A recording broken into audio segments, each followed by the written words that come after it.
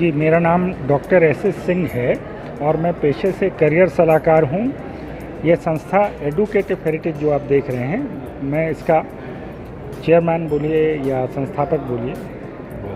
आज जो आपने एजुकेशन इंटरफेस 2024 का आपने जो ऑर्गेनाइज करवाया है उसको लेकर क्या उद्देश्य है और क्या कुछ लाभ मिलेगा लोगों को?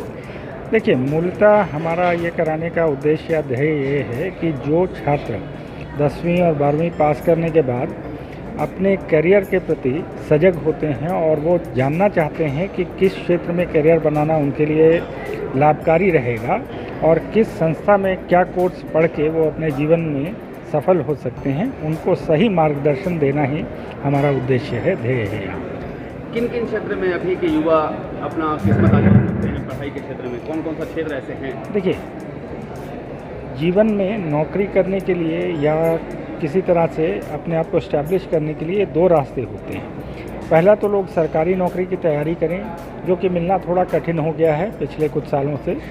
दूसरा, लोग प्रोफेशनल कोर्सेज करके कॉरपोरेट सेक्टर में बड़े कंपनीज़ में जाके अच्छी अच्छी नौकरी करें, भारत में, विदेशों में।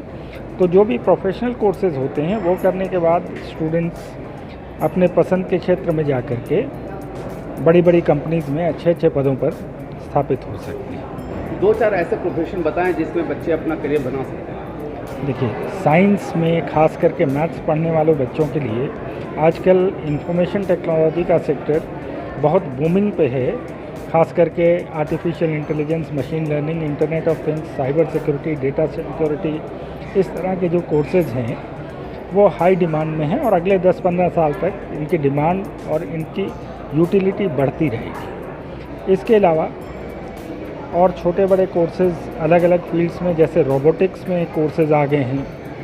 इसके अलावा अगर आप साइंस छोड़ के या मैथमेटिक्स छोड़ के बायोलॉजी के कोर्सेज देखें तो बायोटेक्नोलॉजी है, माइक्रोबायोलॉजी है, फिजियोथेरेपी है, ऑक्यूपेशनल थेरेपी है, ऑप्टोमेट्री है, हियरिंग लैंग्वेज स्पीच है, ऑपरेशन थिएटर असिस्टेंट है। इस तरह के बायोलॉजी से रिलेटेड 20 कोर्स हैं जिनके बारे में बहुत से स्टूडेंट्स अवगत नहीं हैं। उनको अवगत कराने से उनके लिए भविष्य में अच्छे ऑप्शंस खुल सकते हैं। रांची में या झारखंड की बात करूँ, ऐसे 4 से 5 यूनिवर्सिटी का नाम बताएं जहां ये सारे कोर्सेज उपलब्ध हैं। वेल, रांची या झारखंड में सारे कोर्सेज उपलब्ध नहीं हैं। वाकई प्रॉब्लम यही है कि रांची झारखंड अभी उस तरह से डेवलप नहीं हुआ है जिस तरह से दिल्ली, NCR वगैरह या देहरादून वगैरह ये सिटीज़ या चेन्नई और बेंगलोर डेवलप हुए हैं। बट स्टिल रांची में भी 2-4 इंस्टीट्यूशंस हैं। मैं किसी पर्टिकुलर इंस्टीट्यूशन का नाम नहीं ले सकता, मेरी अपनी सीमाएं हैं यहाँ, लेकिन हैं रांची में कुछ इंस्टीट्यूशन जहाँ कुछ अच्छे कोर्सेज आ चुके हैं। क्या लगता है झारखंड सरकार इस क्षेत्र में अपना ध्यान अगर दे तो यहाँ के छात्र बाहर न जाएं, झारखंड में पढ़ाई करें, ऐसा कुछ हो सकता है? साहब, झारखंड सरकार ने जो किया है सराहनीय है। कुछ यूनिवर्सिटीज़ पिछले 10-15 सालों में यहाँ खुली हैं और धीरे धीरे बढ़ रही हैं। लेकिन जो आपका प्रश्न है कि छात्र यहाँ से बाहर नहीं जाएं, तो वो केवल यूनिवर्सिटी के इंफ्रास्ट्रक्चर पर निर्भर नहीं करता है। वो निर्भर करता है कि यहाँ से पढ़ने के बाद रोज़गार के अवसर कहाँ हैं। तो जो ज़्यादा डेवलप्ड स्टेट्स हैं, जहाँ ज़्यादा कंपनीज, ज़्यादा इंडस्ट्री, ज़्यादा हॉस्पिटल्स, ज़्यादा सुविधाएं हैं, उन जगह नौकरियों की अपॉर्चुनिटी भी ज़्यादा है, अवसर भी ज़्यादा है। तो अवसर ज़्यादा होने के कारण छात्र प्रेफर करते हैं कि उन्हीं जगहों पर जाके पढ़ा जाए ताकि आसानी से रोज़गार मिल सके। यहाँ यूनिवर्सिटी खुल जाएंगी, पढ़ा दिया जाएगा, लेकिन अंततः फिर रोज़गार के लिए उन्हें बाहर भागना पड़ेगा। तो पहले यहाँ कॉरपोरेट सेक्टर आना शुरू हो। सरकारों ने अपनी तरफ से अच्छा काम किया है, ज़मीनें देना शुरू किया है इंडस्ट्रीज़ को, किसी तरह से बड़ी कंपनीज़ को बुलाना शुरू किया है, लेकिन थोड़ा समय लगेगा। वैसे हमारे झारखंड में टाटा ग्रुप से लेकर के हेवी इंजीनियरिंग कॉरपोरेशन, अपना स्टील अथॉरिटी ऑफ इंडिया, ऐसी बड़ी बड़ी ऑर्गेनाइजेशंस हैं।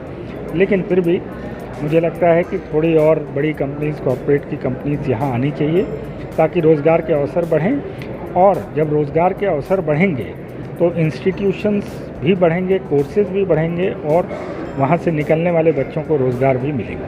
अंततः झारखंड के छात्रों को क्या कुछ संदेश देना चाहेंगे अपनी तरफ से? मैं झारखंड के छात्रों को बस इतनी बात कहना चाहूँगा कि यहाँ स्टूडेंट्स में टैलेंट की कोई कमी नहीं है। दो चीज़ों पे हमेशा ध्यान देना है।